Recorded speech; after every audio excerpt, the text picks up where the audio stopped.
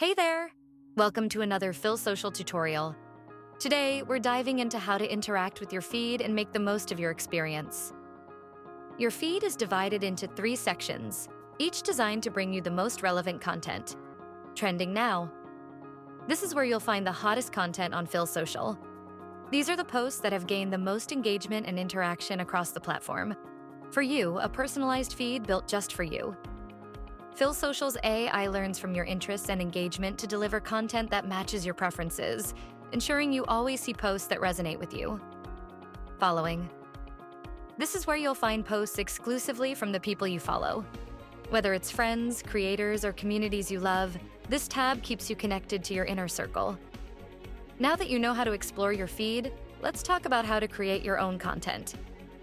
To create a post, tap the plus button at the bottom of your screen and select Create a Post. Add a caption, upload a photo or video, or capture something in real time. Then hit Post.